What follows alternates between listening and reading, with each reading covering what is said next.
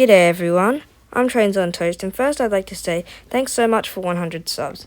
Today I'm going to discuss the Level Crossing Removal Project. It was founded in 2015 and the first crossing was removed at Burke Road in 2016. This crossing was crazy.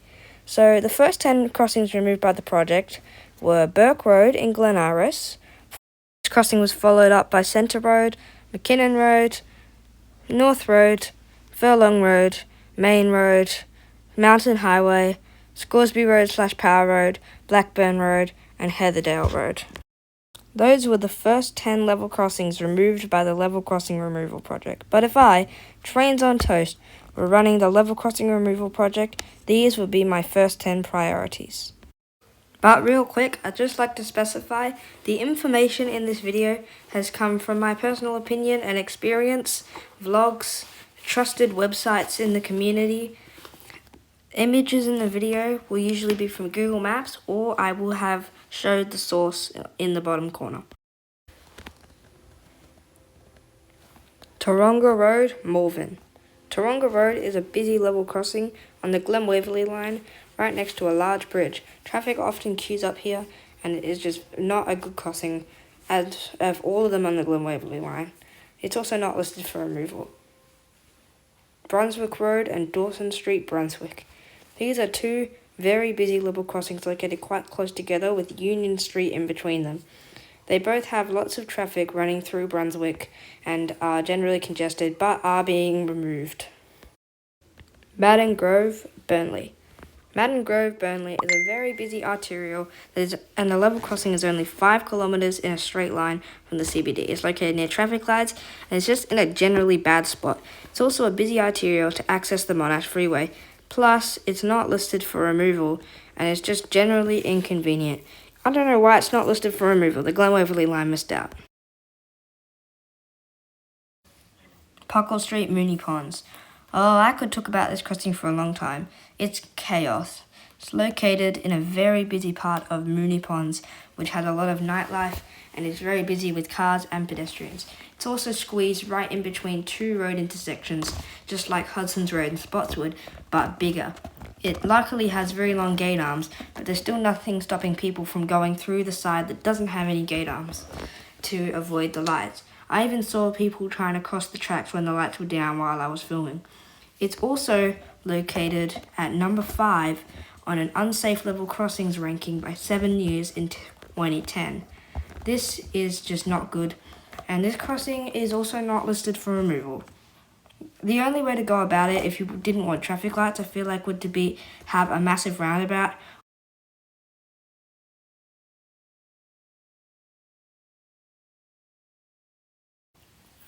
Macaulay Road, Kensington.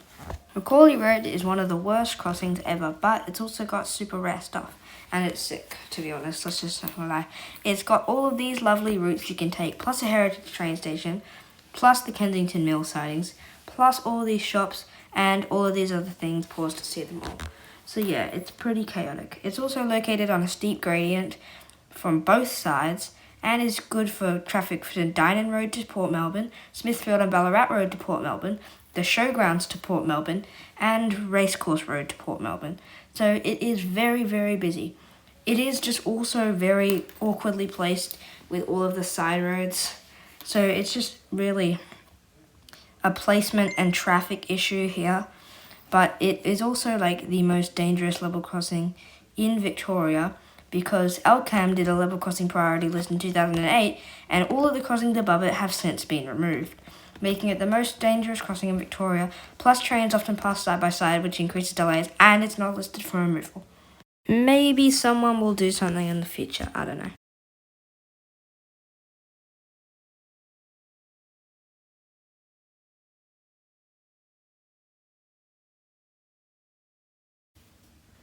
North Road, Ormond.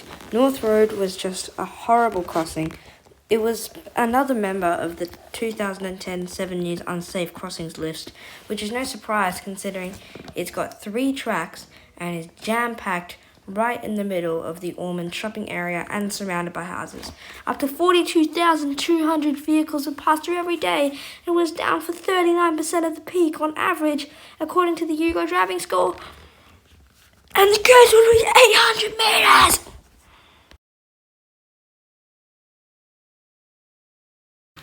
High Street, Glen Iris. This is just a really badly placed crossing. SB Metro even put it as his #1 crossing that should have been included in the level crossing removal project in his awesome ranking video. You may have also noticed by now the Monash Freeway sign. Yes, this crossing is located right next to the Monash Freeway. It also has over 25,000 cars driving through, which is just a little bit less than the 200,000 that drive on the Monash Freeway, but still a lot. You can even see the crossing from the freeway. Yeah, several crashes have occurred here, including a deadly one in 2021 where a train and a truck collided. Clayton Road, Clayton. This was once one of many crossings between Caulfield and Dandenong, and it was ranked as the 8th most dangerous level crossing in Victoria on that LCAM list back in 2008. This crossing had over 33,000 vehicles go through it every day, and it's just located in a very inconvenient spot with shops, pedestrian traffic, and many roads. Now let's take a look at the intersection from above and see if that helps. It's clear there was a lot going on here, including all of these traffic routes and traffic lights, plus these car parks and shops and a train station. As a benefit to almost anyone who ever existed, the crossing is gone now. It was removed in 2018 and has since been replaced with a skyrail. Very nice. I love the skyrail. If you're wondering how I describe the crossing, I describe it as the Temu version of those crossings on the Sandbelt. Main Road, St Albans. Main Road, St Albans was just an atrociously placed crossing right in the middle of the busy town centre of St Albans. This also appeared on that same list from 2010 of the most unsafe level crossings by 7 News, except at number 7. The intersection itself was also very crowded, as you can see from this picture from Street View from Google Maps. Boom gates would be down for upwards of 50% of the morning peak, and Victoria's Big Build reported 2 fatalities, including in 2012, when a local resident's son was killed and a memorial plaque was built at the new station. Along with over 60 near misses in the decade ahead of its removal, this crossing needed to go. Furlong Road, St Albans. This was another crossing that appeared on that same list from 2010, and I'm not trying to base the whole list off that list, but it's kind of just a coincidence that a lot of them are on that list. Also, Puckle Street Mooney Ponds is the only crossing on that list that hasn't even been considered for removal. Also, I think that bell is a Barker Technics e-bell. So, quite a few crashes occurred at this crossing, including in 2004 when a car was trapped on the tracks and 3 people died.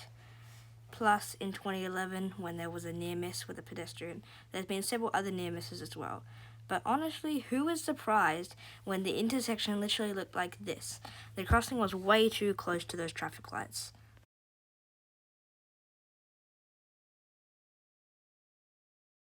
Burke Road, Glen Iris. Now, this is well known for being one of the worst level crossings ever, and I'm not sure why I didn't put it #1, but it ended up in #2. So this was just one of the biggest design fumbles ever. It was originally an at-grade intersection with the Monash Freeway, but needed to be upgraded.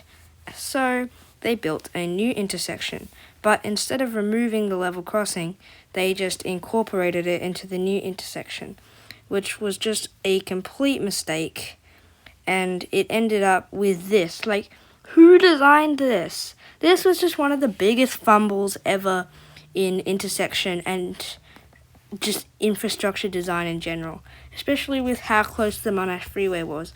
So it's no surprise that this was one of the first level crossings to go bye-bye, being the first level crossing removed by the project in 2010. Oh yeah, it was also a tramway square, but trains were limited to 15 kilometers an hour.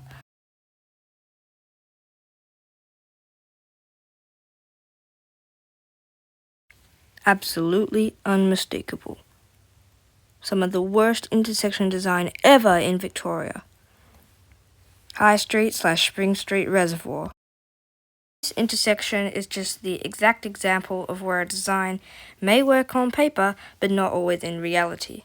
It was originally just a small level crossing that was upgraded in 1992, since during the 1980s it was clear that an upgrade was necessary, as the road was originally small and traffic was beginning to be a problem. Even though it was upgraded, gates would still be down for up to 24 minutes of the 2-hour morning peak, and over 36,000 vehicles would pass through every day. Before its removal, there was 1 fatality, 3 collisions, and 26 near misses, according to Victoria's Big Build. Unfortunately, I couldn't find a picture, but there were so many places where disaster could have happened at this level crossing, and it's surprising more accidents didn't happen. The pedestrian access for this level crossing was also just appalling. For example, that is the route you would have to take to get across the level crossing to the shops. It was just terrible and sad that this design was even considered in the first place. It was also missing pedestrian crossings in all of these locations, making it even harder for pedestrians to get anywhere. So yeah, it was really just a shame that this was built. So I put this at number 1 over Burke Road because I thought the design was just slightly worse. So this is the Level Crossing Removal Project's original list versus my list, and you can see they're kind of similar, with some crossings appearing in both lists. These 4 level crossings appeared on both of the list, and these level crossings on my list are yet to be listed for removal. The list included 1 level crossing from the Myrtle line, 3 from the Glen Waverley line, including obviously Taronga Road and the Honourable mentions, along with Glenferrie Road, which would also have been high up. Then there was also 2 on the Sunbury line, 1 on the Cranbourne and Pakenham lines, 1 on the Frankston line, 2 on the Craigieburn line, and then the lines that missed out were the Werribee line, Williamstown, Hurstbridge, Upfield, Sandringham, Lilydale, Belgrave, Alamein, and Flemington Racecourse lines, along with the unelectrified Stony Point line. Thank you so much for 100 subscribers. It really means a lot to me. And thanks for watching. Hope you have a good day. Bye.